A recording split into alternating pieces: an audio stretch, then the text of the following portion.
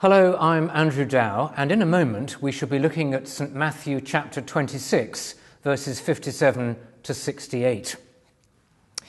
Imagine that you have in front of you a container full of liquid like this one. This container is what we call opaque. In other words, it's not made of clear glass. As a result, you can't see what's inside, what the liquid is like.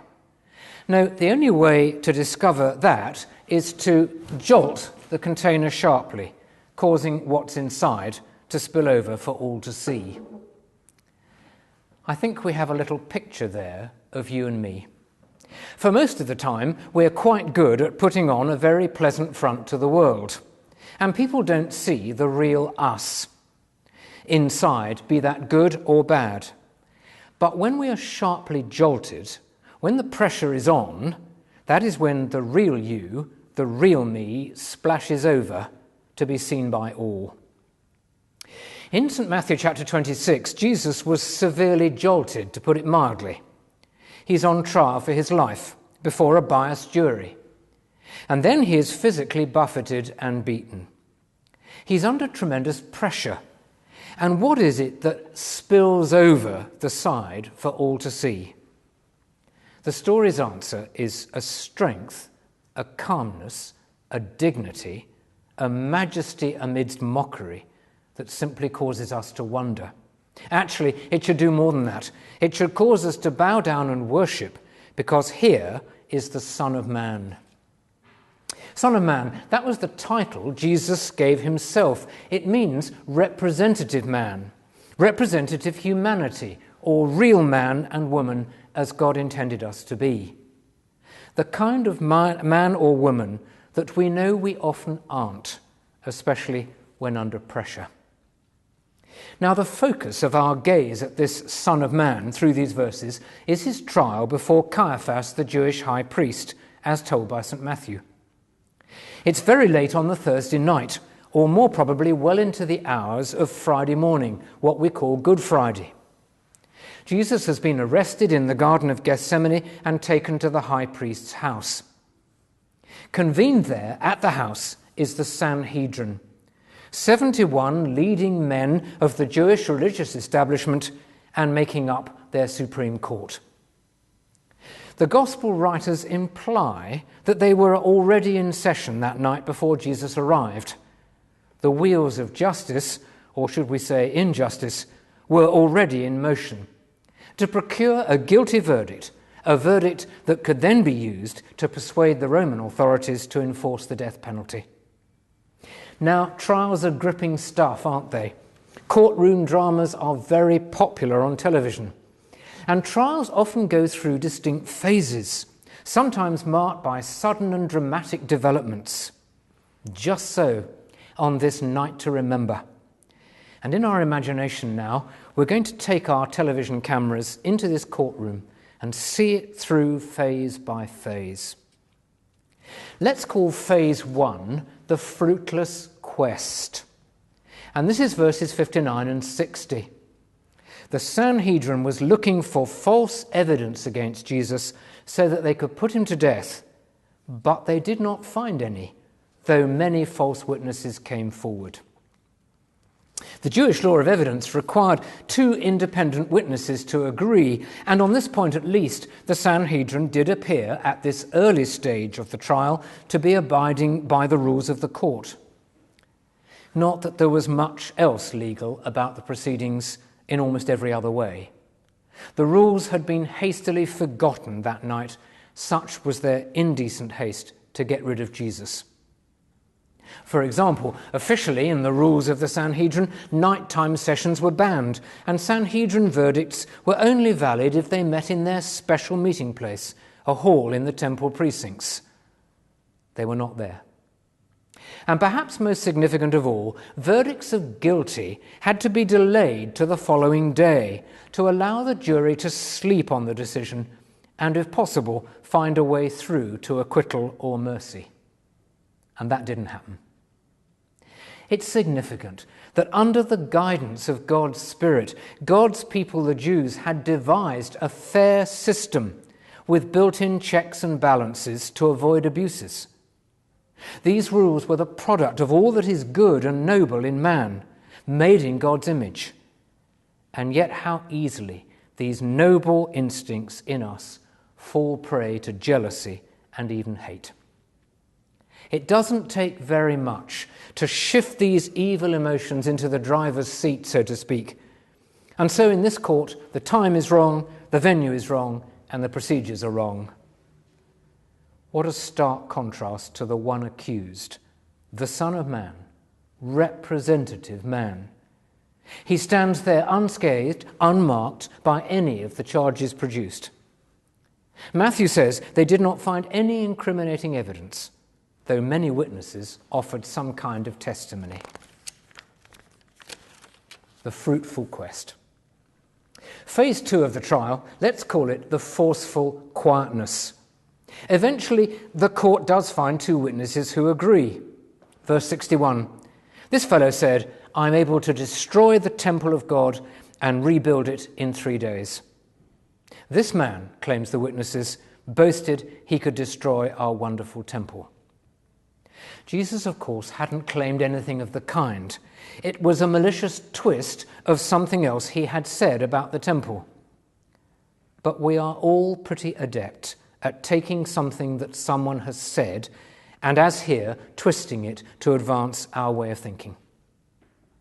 However, true or not, this was good news for Caiaphas. We sense his pulse quicken, because any anti-temple talk could be construed as blasphemy, and that was a capital offence. But Caiaphas had a problem. The prisoner didn't answer the charge. Jesus was quiet, and even when pressed by the high priest, the Son of Man was silent. And that silence speaks volumes. Its unruffled calm puts Jesus in the ascendancy. Really, he is judging them, not the other way round. Of course, Jesus could have answered that charge. He could have tried to explain what he'd really meant and so put himself in the clear. But he doesn't, because he knew that to do that would be just so much wasted breath. It would be to cast pearls before swine, to use one of his own memorable phrases. So he remained silent. And there are times when silence is golden. God grant us the wisdom to discern when those times are, and so actually to be a master of the situation. God grant us the strength to keep our mouths shut at the right time. Phase 1, the fruitless quest. Phase 2, the forceful quietness. Phase 3, the fateful question. Verse 63, the high priest said to Jesus, I charge you under oath by the living God, tell us if you are the Christ, the Son of God. Caiaphas, I think, is excited by now. Anyone who claimed to be able to destroy and rebuild the temple within 3 days, that person was almost claiming to be a Messiah, surely. And so with a fearful oath, he puts the fateful question. And this time, there is no silence, because now silence is not an option. This isn't a false charge. Jesus has been asked a straight question, and answer it he must. One commentator on St. Matthew's Gospel suggests that at this moment the whole universe held its breath, awaiting Jesus' reply. If he said, no, I'm not, the trial would collapse and Jesus could walk free, but his real mission over. If, however, he said, yes, I am the Christ, he signs his own death warrant, and in so doing rolls forward the continuation of the mission by his death, the death on the cross, the death that results in you and me reading these words at this moment. What a crucial parting of the ways. How much hung on those 2 little words, yes or no. And there will be significant times in our lives when so much depends on whether we say yes or no. It could be yes to God and no to self. It could be no to some strong temptation and yes to a higher way, to Jesus.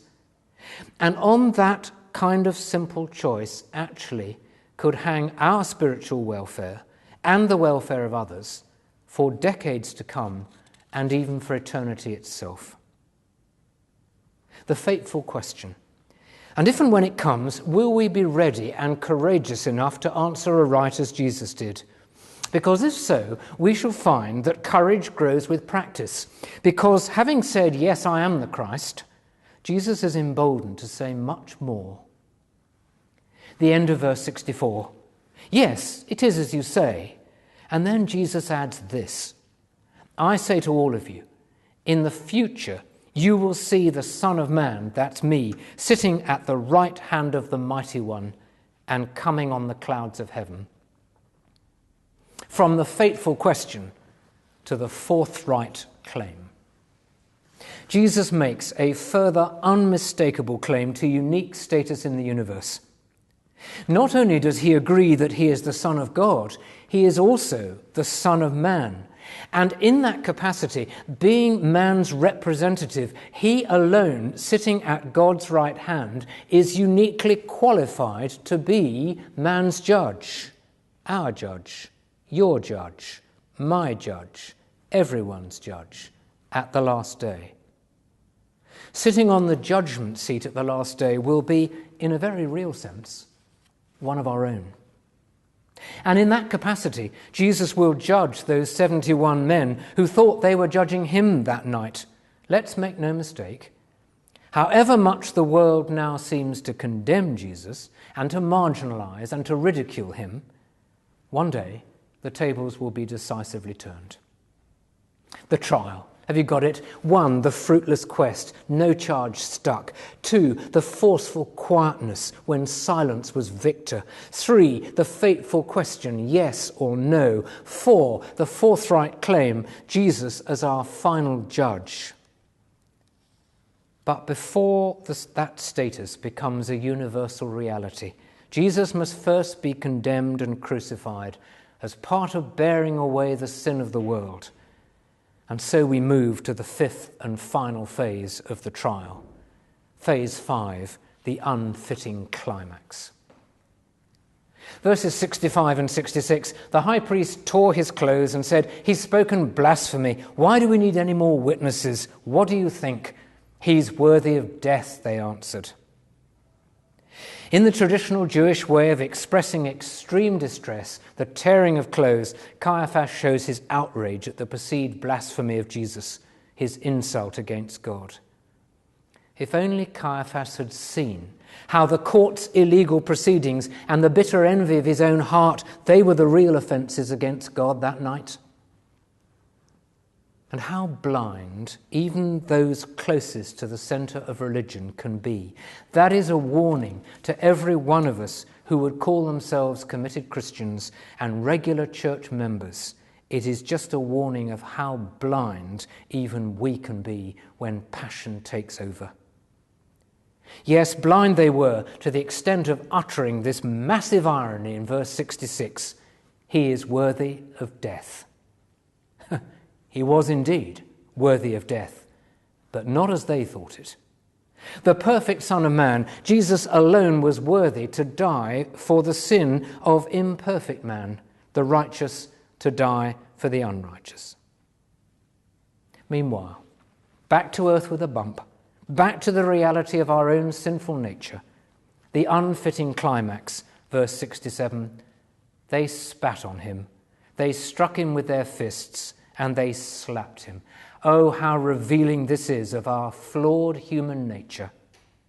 The venom of anti-Jesus feeling, poison that had thus far coursed beneath the surface, only held in check by the conventions of court proceedings, that poison now bursts through in a frenzy of crude and boorish abuse. It's a terrifying insight into the depths into which all of us are capable of sinking. Here is the tendency deep within every one of us to hit out and abuse the most vulnerable. The unfitting climax. Let it be a warning to us, and let the example of Jesus be a strength to us, a constant inspiration to worship and adore the Son of Man. God bless.